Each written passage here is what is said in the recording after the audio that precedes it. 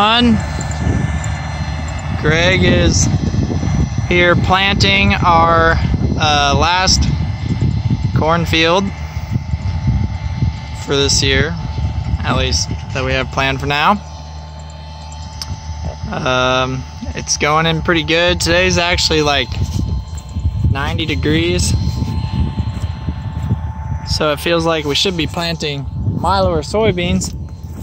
Pretty hot, but maybe it'll bring some more rain. So you can see we got the marker out. We're having a little trouble with our auto steer, which is just like the worst thing in the world for us young guys.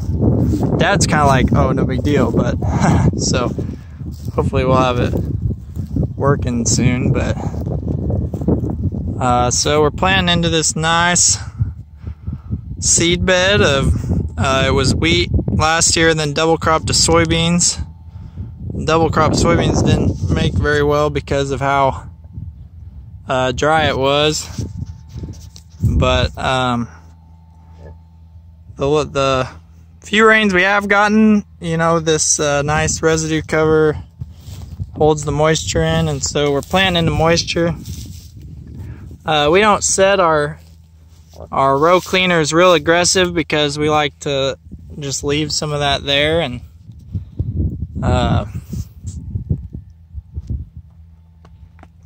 but it's going in.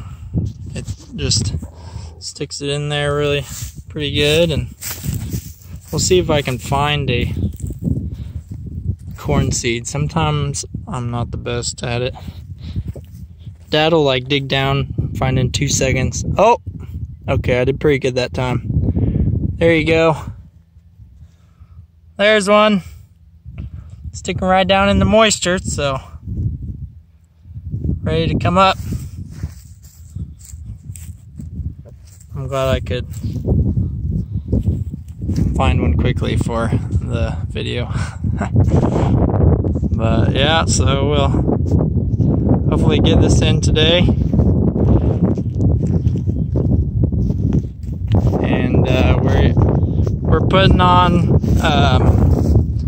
a blend of 10-34-0 fertilizer, and then UAN 32% nitrogen. So we're putting on enough nitrogen and phosphorus for what our soil test recommendations said. That that Farmer's Edge did the soil test for us and gave us recommendations. So that's what we just put it all on with the planter, because we don't grow 200 bushel corn like they do some places. It's too dry here, so you know, we are happy when we get 100 bushels, and so it slows down the planting a little to put all that, you know, put 80-90 pounds of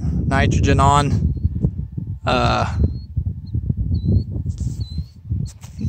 you know, all while planting, and you have to fill more often, but it saves us a pass. And especially with corn, we don't put in that much, so it doesn't slow us down that much. And even with the others, you know, we can usually do fine getting it all there. And then it puts the fertilizer right next.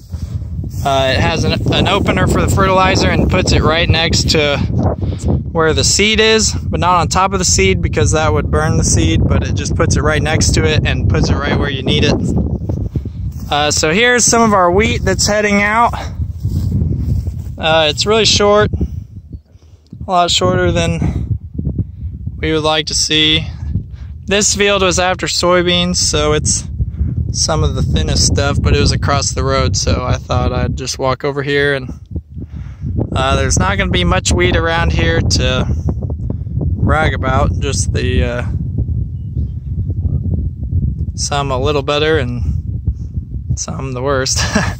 But you can see it's headed out, and wheat, you know, puts out ahead, and it hopes to be able to fill the whole thing, depending on if we get more rains or not, it might not get, hopefully it'll, you know, fill out to its max potential. And, you know, all of these tillers that it was able to shoot up, you know, hopefully every one of them will be able to fill out ahead.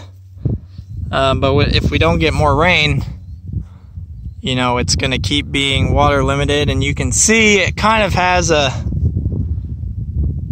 it's almost like a bluish tint to it when it is drought stressed. And so it just hasn't been the funnest year for wheat here in most of Kansas. And some storms have rolled through and given some places a lot of rain and other places not as much rain. So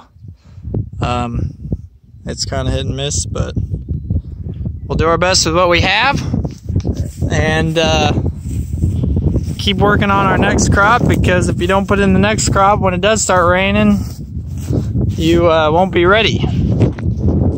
And so that's just how farming goes. There's dry spells and there's wet spells, and you kind of got to prepare for both at the same time. And that's part of the reason we do no-till out here, because when the rain does come, it comes heavy, so we would like to limit erosion, and when it stops, it stops, and we want to save all the moisture we can. And so that's how it is, but that's kind of what's going on here, and we'll be getting ready to prepare the ground for